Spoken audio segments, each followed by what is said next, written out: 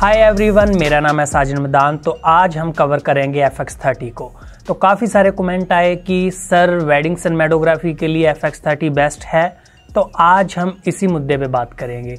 तो सबसे पहले मैं भी इसे FX30 को रिव्यू कर चुका हूँ कि किस तरह का कैमरा है और क्या क्या फीचर्स है इसके अंदर, लेकिन आज हम आपको बताएंगे कि इतना टाइम यूज़ करने के बाद क्या रिव्यू है वेडिंग को लेके FX30 का। तो सबसे पहले बिल्कुल FX3 की तरह सेम बॉडी है, 1% का भी चेंज नहीं किया गया उसके अंदर, लेकिन प्राइस के अंदर 1 से 1.5 लाख रुपए का फ़र्क है। लेकिन वेडिंग के लिए FX30 अगर आप लेना चाहते हैं तो ये पूरा वीडियो जरूर देखिएगा और चैनल को लाइक शेयर कमेंट भी जरूर कीजिएगा। FX30 की बात करें दोस्तों, अलॉय की बॉडी है। सबसे पहले हीट के कोई चांसेस नहीं है, कूलिंग फैन दिए गए हैं, जितना टाइम मर्जी आप कंटिन्यू रिकॉर्डिंग कीजिए। उसके बाद 4K 120 FPS है। अब तो DCI 4K भी आ चुका है दोस्तों, जो 4096/2160 की रेशियो है, जिसे ट्रू 4K भी बोलते हैं। और इसके बाद अगर बात करें तो प्रॉपर सिनेमा लाइन का कैमरा डिज़ाइन कर दिया गया है। डुअल बेस ISO है, जिसे हम नेटिव ISO भी बोलते हैं। एक ISO है 800 और दूसरा है 2500। और ये ISO बेसिकली सिनेमा वाले ज़्यादा यूज़ करते हैं, क्योंकि 800 के ऊपर भी प्रॉपर डायनामिक रेंज मिलती है और 2500 के ऊपर भी प्रॉपर डायनामिक रेंज मिलती है। कैमरे की अगर कंक्लूजन की बात करें, कैमरे के अंदर 1% भी कमी नहीं है किसी भी चीज़ को लेके, क्योंकि बहुत बड़ी बड़ी मूवीज़ भी सुपर 35 पे ही बनती हैं। मतलब सुपर 35 का मतलब है crop sensor, camera crop sensor है। सबसे पहले पीछे वाले टॉपिक में हमने इसीलिए कवर नहीं किया था कि काफ़ी सारे कमेंट आए कि सर आपने FX30 छोड़ दिया है, लेकिन वो APS-C के अंदर आ गया। सुपर 35 क्रॉप सेंसर था, इसलिए हमने उसे स्किप कर दिया था। लेकिन अब बात करें FX30 किसके लिए बेस्ट है और किसके लिए नहीं बेस्ट, उसके मुद्दे बात करते हैं। अगर आज मैं फोटोग्राफर हूँ कि मेरा बच्चा चाहता है कि पापा भी फोटोग्राफी सीखनी है, तो मैं अपने बेटे को FX30 लेके दूंगा, उसके लिए वो कैमरा बेस्ट है। मैं यूज़ कर रहा था कैमकॉर्डर कैमरा, तो अब मैं शिफ्ट होना चाहता हूँ मिररलेस कैमरा पे। कॉन्टिन्यूटी जो शॉट्स हैं, रिकॉर्डिंग है 2 घंटे 4 घंटे की, मतलब मैं बड़े कैमरे से शिफ्ट होना चाहता हूँ छोटे पे, तो वो कैमरा मेरे लिए बेस्ट है। उसके बाद मैं वेब सीरीज़ बनाता हूँ, मेरे लिए बेस्ट है। उसके बाद मैं प्री वेडिंग्स बनाता हूँ, मेरे लिए बेस्ट है।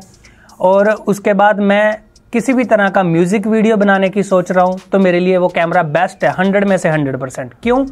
क्योंकि इन चीज़ों के लिए दोस्तों देखिए, प्री वेडिंग के ऊपर लाइटिंग हमारे हाथ में है, म्यूज़िक वीडियो पे लाइटिंग हमारे हाथ में है। उसके बाद वेब सीरीज़ के ऊपर जो लाइटिंग है हमारे हाथ में है।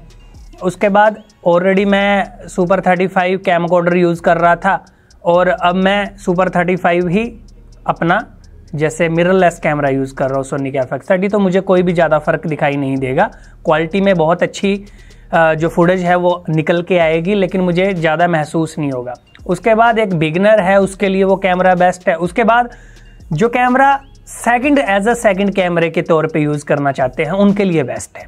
अब अगर ऑलरेडी आप प्रोफेशनल कैमरा यूज़ कर रहे हैं, M4 यूज़ कर रहे हैं, उसके बाद S3 यूज़ कर रहे हैं, FX3 या अदर कैमरा फुल फ्रेम आप क्वालिटी वाला कैमरा यूज़ कर रहे हैं, तो FX30 को एज अ मेन कैमरा आप यूज़ नहीं कर सकते, एज अ सेकंड कैमरा ही यूज़ कर सकते। अब क्यों नहीं कर सकते, इसका साइड इफेक्ट मैं आपको प्रैक्टिकली बताता हूँ क्या है। सबसे पहले क्या है दोस्तों कि वेडिंग की लाइटिंग हमारे हाथ में नहीं है। यहाँ पे कुछ एरिया के अंदर डार्क है लाइटिंग, यहाँ पे लाइट है, और बार बार से लाइटिंग सिस्टम चेंज होता है। वहाँ पे RGB लाइट्स आती हैं, तो उसकी वजह से सुपर 35 जो क्रॉप सेंसर कैमराज होते हैं वो नॉइस क्रिएट करना स्टार्ट कर देते हैं, क्योंकि लाइटिंग हमारे हाथ में नहीं है। तो वहाँ पे आपको लाइटिंग का इशू आ सकता है, मतलब नॉइस का इशू लाइटिंग की वजह से। और मेरे कहने का मतलब है, जब भी आप सुपर 35 के लिए लेंसेज परचेज करो तो वो फुल फ्रेम के ही परचेज करना, कभी भी APS-C के अंदर मत जाना। चलो बॉडी तो आपने APS-C ले लिए, लेंसेज को मत APS-C लेना, क्योंकि 6 महीने साल के बाद अगर आप फुल फ्रेम कैमरा लेने की सोच रहे हो तो उसके लिए बिल्कुल बेस्ट रहेंगे वो लेंसेज। अब FX30 के अंदर सिर्फ अगर लास्ट कंक्लूजन की बात निकालें कि मैंने बताया कि किसके लिए बेस्ट है, अगर आप already full frame camera use कर रहे हैं तो आपके लिए as a second camera use कर सकते हैं आप। लेकिन अगर आप सोचे कि मेन कैमरा यूज़ कर सकते हैं, उसके लिए आपको बहुत सारी कॉम्प्लिकेशंस आएंगी और नॉइस भी आपको इसमें दिखेगी S-Log के अंदर। और बाकी तो फीचर्स वाइज कोई कमी नहीं है, बॉडी वाइज कोई कमी नहीं है, लेकिन जहाँ पे सुपर 35 आ जाता है ना वेडिंग में, वहाँ पे थोड़ी सी प्रॉब्लम्स क्रिएट हो जाती हैं। तो दोस्तों उम्मीद है आपको समझ लग गई होगी कि किसके लिए ये कैमरा बेस्ट है और नहीं है। तो मिलते हैं दोस्तों अगली वीडियो में। आज के लिए इतना ही। ग्रैंडिया चैनल सब्सक्राइब कीजिए। धन्यवाद।